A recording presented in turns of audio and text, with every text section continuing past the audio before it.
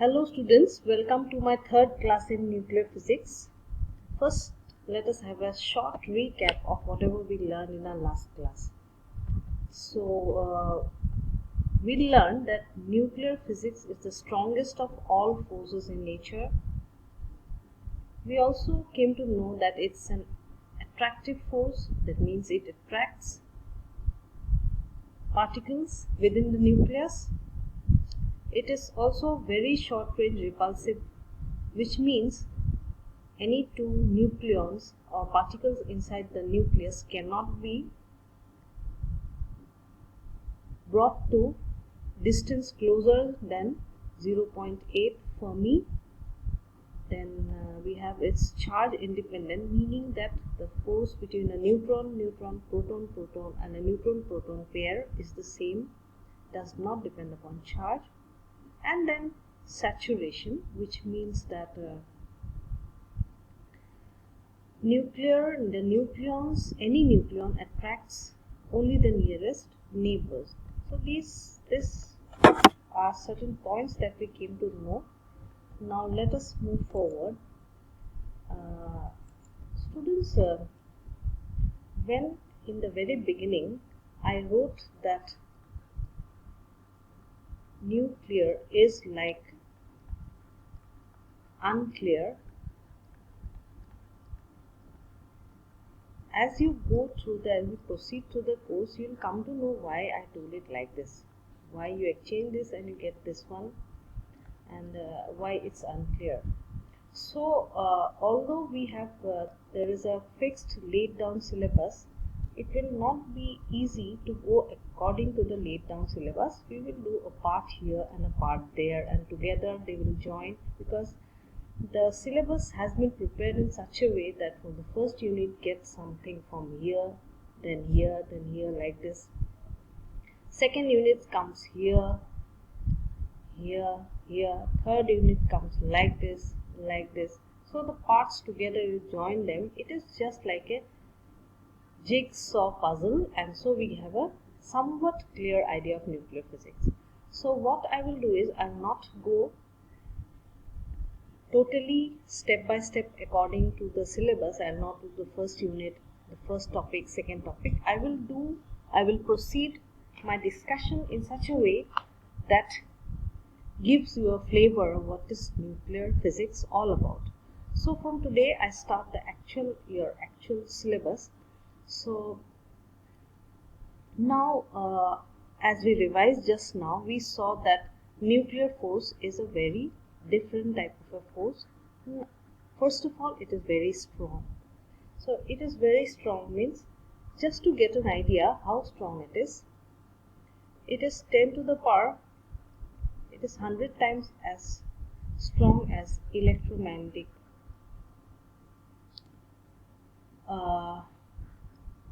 interaction or force, and it is much stronger than gravitation and other forces.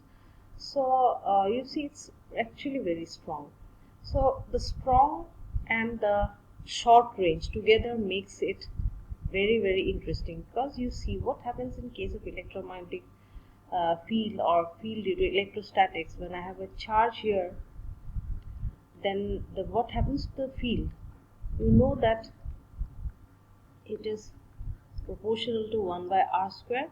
So what happens is that as the distance goes from the charge goes on increasing, the force goes on decreasing in this mathematical form, so that the force decreases much more at a rate much more higher than the distance, because it is not r by r square. But then, so it's not that if it would have been like this, so I would not have got a force. You see, we had drawn something like this. R is the distance from the center of the nucleus, and here is the force. So I would have had somewhat this kind of a graph. But what we are getting in case of the nuclear force nuclear is not like this. It is like this. It's constant like this, and it comes immediately from r is equal to 0 to r is equal to capital R, which is the radius of the nucleus. I hope I am clear to you all. So this is a typical thing, typical graph of the nuclear force. So that is one thing, short range and very strong. So that's very interesting. And then the charge independence and other things are also there. Now what I want to convey to you is that nuclear physics, the whole of nuclear physics, is just the study of nuclear force. That means we'll be studying different units, but actually we'll try to find out what is nuclear force, and till date so many things about nuclear force remains unanswered. And nuclear force is a comparatively very new branch of physics because it's very difficult for experimental physicists to find things about nuclear force and nuclear physics. And this nuclear physics gives rise to another branch called particle physics, which we'll come to know. And particle physics is nowadays also called as high energy physics. So from nuclear physics to particle physics, fortunately we have a small part of particle physics in our syllabus, and we'll be doing it. We'll become familiar with what is particle physics. And so we start our step-by-step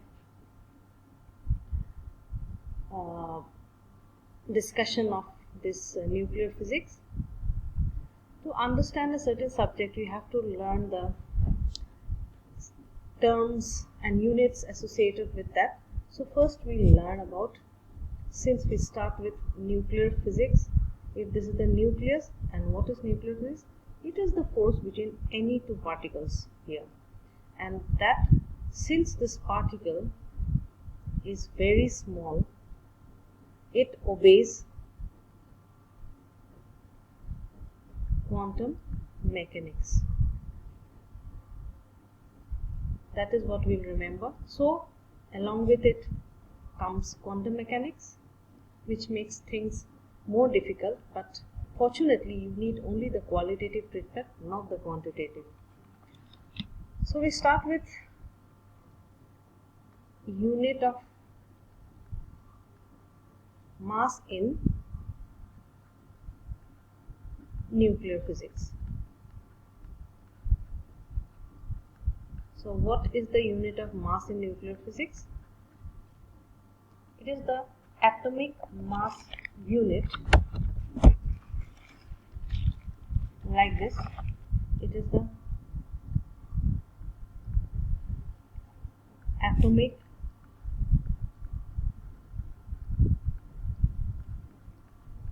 mass unit, and it is generally denoted by U. So this 1 U is one atomic mass unit, and let us define what is one atomic mass unit. So one atomic mass unit is 1/12 of the mass of a carbon atom.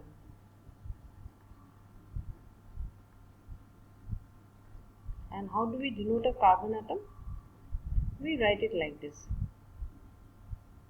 12, 6. Seems to some books you may find it like this: 12, 6, or sometimes also like this: 12, 6. But we'll be writing it like this: 12, 6. So obviously this is the mass number and this is the atomic number, as we have already learned. So one atomic unit is 1/12 the mass of a carbon atom. Now we know from our knowledge of chemistry also that since 12 is the mass number for carbon,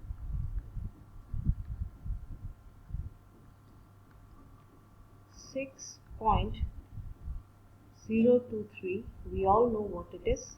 This is nothing but the Avogadro's number. So this, so mass of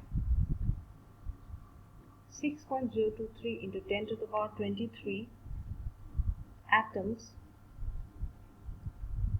of carbon is equal to 12 grams. Therefore, mass of one atom of carbon is how much? It is obviously 12 by 6.023 into 10 to the power 23 grams. And what is one atomic mass unit? One atomic mass unit is 1/12 of the mass of one atom of carbon. So it is 1/12 into this much, which is equal to, when I write it like this, 1/2 I have written, it should be 1/12. So what I get is equal to, when I perform this calculation, obviously 1/12 of this like this, 12 goes off like this. So I have 1 by 6.023 into 10 to the power 23, which gives me the answer as 1.66 into 10 to the power minus 27 kg. So from now on, we will remember what is one atomic mass unit. So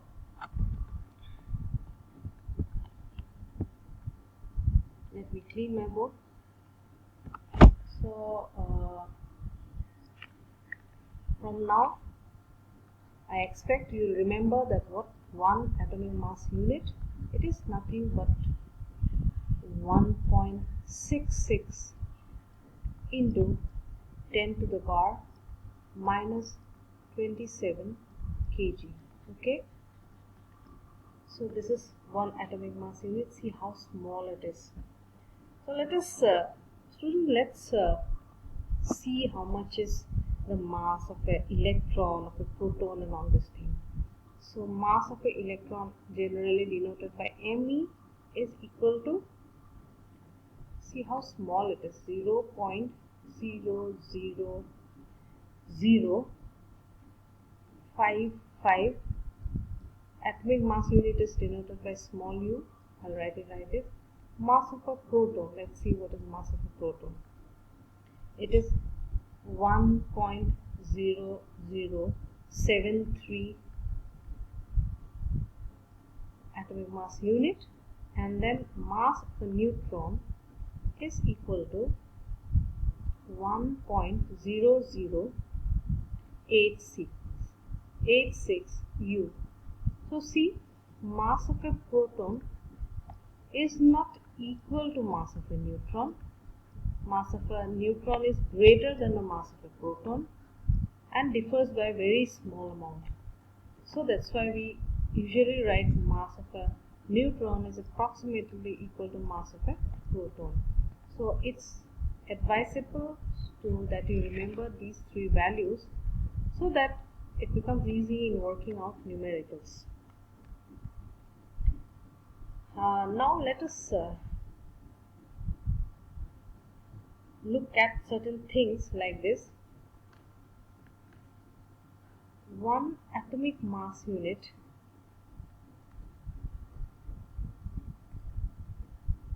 when converted to energy. Now how do I convert to energy? I convert to energy by using the formula E is equal to mc squared. So one atomic mass unit gives me, when converted to energy, gives me 931 M